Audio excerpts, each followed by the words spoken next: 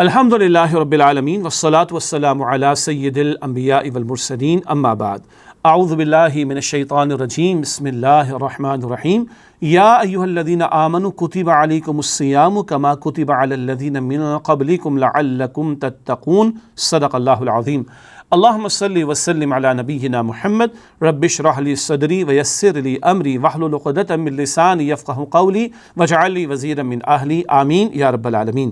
السلام علیکم ورحمۃ اللہ وبرکاتہ۔ ماہ رمضان میں بڑی اہم ترین عبادت جو ہمیں عطا کی گئی وہ صوم یعنی روزہ رکھنے کی عبادت فرض ہے۔ اللہ تعالیٰ نے سورہ البقرہ آیت نمبر 183 میں فرمایا یا ایھا الذین آمنوا، اے وہ لوگوں جو ایمان لائے ہو، کتب علیکم الصیام، تم پر روزہ رکھنا فرض کیا گیا ہے، کما کتب علی الذین من قبلکم، جیسے کہ تم سے پچھلے لوگوں پر فرض کیا گیا تھا، لعلکم تتقون، تاکہ تم میں تقوی پیدا ہو جائے۔ ہے مشقت والی عبادت، بھوکا رہنا، پیاسا رہنا، صبح صادق سے لے کے غروب آفتاب تک آسان بات بہرحال نہیں ہے، لیکن اس مشقت میں بڑے فوائد بھی ہیں۔ لیکن یہ کوئی نیا حکم نہیں جو تمہیں فقط دیا جا رہا ہو، اللہ نے تسلی عطا فرمائی، پچھلوں کو بھی دیا گیا تھا، تم پر بھی روزہ رکھنا فرض کیا گیا ہے۔ البتہ ایک بڑا مقصد ہے اور وہ ہے لعلکم تتقون، تاکہ تم میں تقوی پیدا ہو۔ دو باتیں اس وقت ہم سمجھیں گے انشاءاللہ۔ تو صوم کے لفظ کو سمجھتے ہیں اور تقوی کے لفظ کو۔ عربوں کے ہاں اونٹ بھی استعمال ہوتے تھے اور گھوڑے بھی استعمال ہوتے تھے۔ عام طور پر آمد و رفت کے لیے، سامان لانے لے جانے، ٹرانسپورٹیشن کے لیے وہ اونٹ استعمال کرتے، لیکن جب جنگ کا میدان سجتا تو تیز رفتار گھوڑا وہ استعمال کرتے، وہ تیز رفتار جانور ہے، تو وہ اپنے گھوڑوں کو ان کا اسٹیمنا بڑھانے کے لیے روزہ رکھواتے تھے۔ جی، اس کو عربی میں کہتے ہیں صوم الفرس، گھوڑے کا روزہ رکھنا۔ کیا مطلب؟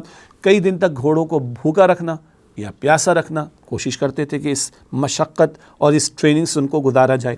اسی طریقے پر زوردار آندھی چلتی، ان کا منہ پکڑ کے آندھی کے رخ پر رکھتے تاکہ وہ تیز ہوا کے تھپیڑے برداشت کرنے کے قابل ہوں، یہ مشقت جھیلنے کے قابل ہوں۔ یہ سب کیا تھا؟ یہ صوم الفرس تھا، گھوڑے کا روزہ۔ اس کا مقصد کیا تھا؟ جب میدان میں اترے نا تو ڈٹے رہیں، کھڑے رہیں، بھاگ نہ جائیں، اسٹیمنا ہو، اسٹرینتھ ہونی چاہیے۔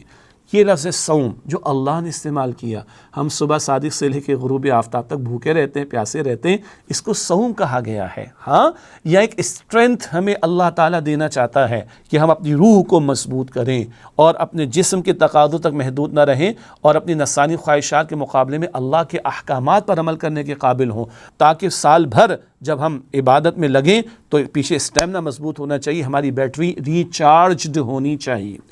لعلکم تتقون مقصد بتایا گیا۔ اللہ کے کوئی خزانوں کی کمی نہیں ہے، کوئی راشننگ یا بجٹنگ کا معاملہ نہیں ہے۔ لعلکم تتقون، تاکہ تم میں تقوی پیدا ہو جائے۔ تقوی کسے کہتے ہیں؟ ایک ترجمہ ہے خوف خدا دل میں رکھنا، ایک مفہوم ہے گناہوں سے اپنے آپ کو بچانا۔ خوف کس بات کا؟ اللہ ناراض ہو کر سزا نہ دے، اور سزا کن کے لیے؟ جو اللہ کی نافرمانی کرے۔ تو تقوی اپنے آپ کو گناہوں سے بچانا، تقوی ہے اپنے آپ کو گناہوں سے بچانا۔ روزہ کیا کرتا ہے؟ حلال چھوڑوا دیتا ہے ہم سے، کھانا نہیں کھاتے، پینا چھوڑ دیتے ہیں، ہزاروں قسم کے مشروبات، ہزاروں قسم کے ڈشز چھوڑ دیتے ہیں نا، کھانا پینا، زوجین کا تعلق، ارے حلال چیزیں چھوڑ دیتے ہیں۔ حلال کو چھوڑ دیتے ہو تو اللہ چاہتا ہے کہ حرام کو چھوڑو۔ یہ مستقل مہینے بھر کی مشقت ہے نا، ٹریننگ ہے۔ حلال کو چھوڑ دیا، اچھا حلال کی لسٹ بنانا ممکن نہیں ہے۔ فَبِأَيِّ آلَاءِ رَبِّكُمَا تُكَذِّبَانِ، بس تم اپنے رب کی کن کن نعمتوں کو جھٹلاؤ گے۔ دو مرتبہ قرآن پاک میں وَإِن تَعُدُّوا نِعْمَةَ اللَّهِ لَا تُحْصُوهَا، اگر تم اللہ کی نعمتوں کو شمار کرنا چاہو بھی تو شمار نہیں کر سکتے۔ تو حلال کی تو لسٹ نہیں بنائی جا سکتی، حلال چھوڑ دیتے ہیں، تو حرام تو چھوڑو۔ حرام کی لسٹ تو پاسبل ہے بنانا، قرآن پاک میں یہ حرام، احادیث مبارکہ میں یہ حرام، علماء نے بتایا۔ اللہ اکبر کبیرہ۔ اور اگر حرام نہیں چھوٹ رہا، روزہ رکھا ہوا ہے، شراب چلے نہیں پی کیونکہ روزہ رکھا ہوا ہے، سود کھا لیا، سود ایسے تو نہیں کھاتے نا، سود کما کے کھاتے ہیں، استغفر اللہ، اور روزے کی حالت میں رشوت خوری بھی چل رہی، غیبت بھی چل رہی، بیک بائٹنگ، ہلا گلا بھی چل رہا ہے، حرام کام بھی چل رہے ہیں، ناجائز باتیں بھی چل رہی، گالم گلوچ بھی چل رہی، دو نمبر کی باتیں بھی چل رہی ہیں، دھوکہ دہی بھی چل رہی ہے، جھوٹی قسمیں اٹھا کر دو نمبر کا ایک نمبر کا بتا کر بھی بیچا جا رہا ہے، قبضے بھی کیے جا رہے ہیں۔ اور یہ کیا کر رہے ہیں بھائی؟ حلال کو چھوڑ دیا، حرام کا ارتکاب ہو رہا ہے، اور ٹریننگ کے دوران ہی گڑبڑ کر رہے ہیں، تو ٹریننگ کے بعد ایگزیکیوشن کیا خاک کریں گے؟ تبھی تو پریشانی ہوتی ہے۔ ادھر رمضان ختم، ادھر سب کچھ دھندا وہی شروع ہو جاتا ہے جو وائی بیکاز کہ ٹریننگ کے بیچ میں گڑبڑ کر رہے ہیں، تو ایگزیکیوشن کے ٹائم پہ کیا کریں گے؟ یہ مقصد روزے کا بھائی، لعلکم تتقون، تاکہ تمہیں تقوی پیدا ہو۔ ورنہ رسول اللہ صلی اللہ علیہ وسلم نے فرمایا جس سے روزہ رکھ کر بھی جھوٹ بولنا اور جھوٹی باتوں پر عمل کرنا ترک نہیں کیا، اللہ کو اس کے بھوکے اور پیاسے رہنے کی کوئی حاجت نہیں۔ یہ انگلش والا فاسٹنگ ہے بلڈ ٹیسٹ کے لیے جو ہوتا ہے، ہاں یہ عربی والا صوم یا روزہ نہیں، شریعت نے ہم پر لازم کیا ہے۔ بھائی روزہ رکھا ہے، حلال کو چھوڑا ہے تو حرام کو تو چھوڑو۔ تو ایک طرف وہ صوم الفرض گھوڑے کا روزہ یاد رہے گا، اسٹیمنا بڑھے، اسٹرینتھ بڑھے، روحانی ترقی ہمارے اندر ہونی چاہیے پیدا، تاکہ سال بھر اللہ کی بندگی کرنا آسان ہو، اور تمہارے اندر وہ تقوی پیدا ہو کہ تم نے حلال کو چھوڑ دیا ہے تو تم حرام سے بچنے والے بن جاؤ۔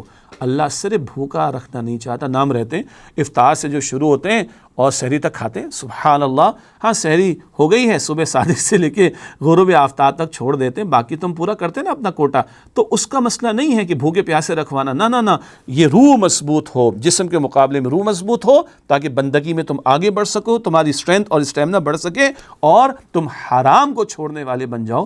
اگر حلال کو چھوڑ دیا تو حرام کو بھی تو چھوڑو۔ یہ ہیں روزے کے بڑے بڑے مقاصد۔ اللہ تعالی ہماری روح کی تازگی اور بالیدگی اور اسٹرینتھ ہمیں عطا کرے اور ہمیں اپنے متقی بندوں میں شامل فرمائے۔ وآخر دعوانا ان الحمد للہ رب العالمین، والسلام علیکم ورحمۃ اللہ وبرکاتہ۔